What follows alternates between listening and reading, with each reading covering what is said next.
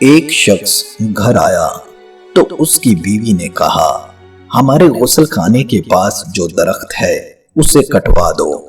میری غیرت گوارا نہیں کرتی کہ جب غسل کر رہی ہوں تو پرندوں کی نظر مجھ پر پڑے۔ وہ بیوی کی اس بات سے بہت متاثر ہوا اور درخت کٹوا دیا۔ وقت گزرتا رہا۔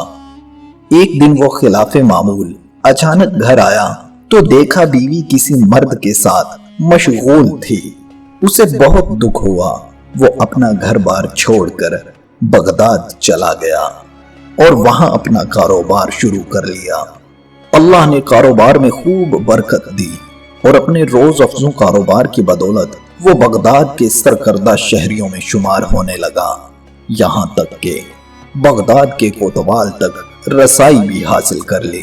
ایک دن کوتوال کے گھر چوری ہو گئی۔ پولیس نے مجرم کا سراغ لگانے اور پکڑنے کی بہت کوشش کی لیکن ناکام رہی۔ اس نے دیکھا کہ ایک شیخ کا کوتوال کے گھر آنا جانا ہے اور کوتوال اس کی بے حد تعظیم کرتا ہے، لیکن ایک بات اس کی سمجھ میں نہیں آتی تھی کہ شیخ آدھے پاؤں پر چلتے ہیں، پورا پاؤں زمین پر کیوں نہیں رکھتے؟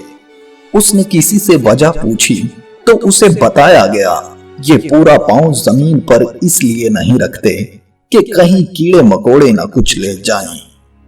وہ شخص فوراً کوتوال کے پاس گیا اور اس سے کہا، جان کی امان ہو تو عرض ہے آپ کی چوری اسی شیخ نے کی ہے۔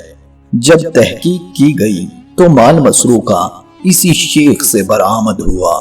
کوتوال نے حیرانی سے کہا، ہم نے تو کبھی سوچا بھی نہیں تھا کہ یہ شیخ بھی ایسا کام کر سکتے ہیں، تمہیں کیسے معلوم ہوا؟ اس نے کہا، میرے گھر میں ایک درخت تھا جس نے مجھے نصیحت کی تھی، جو لوگ ضرورت سے زیادہ نیک نظر آنے کی کوشش کرتے ہیں وہ عموماً نیک نہیں ہوتے۔ دوستو، یہ حقیقت ہے کہ کچھ لوگ فیس بک کی حدود تک ہی با اخلاق رہتے ہیں۔ حقیقی زندگی میں ان کے شر سے ان کے محلے دار، رشتہ دار، حتیٰ کہ گھر والے بھی پناہ مانگتے ہیں۔ ایسے اخلاق و نیک نامی کا کیا فائدہ جس سے صرف وہی لوگ فائدہ اٹھائیں جن کا آپ کی پریکٹیکل لائف سے کوئی واسطہ ہی نہیں۔ اکثر ایسے کرداروں سے واسطہ رہتا ہے کہ ذرا سا جھگڑا کیا ہوا وہ اپنی کمینگی پر اتر آتے ہیں۔ ذرا سا اختلاف کر کے دیکھ لیں کسی سے، اپنی ٹائم لائن پر موصوف کیا بنے ہوئے تھے اور حقیقت میں کیا۔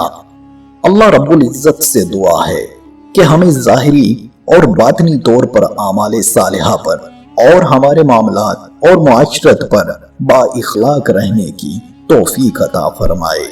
آمین۔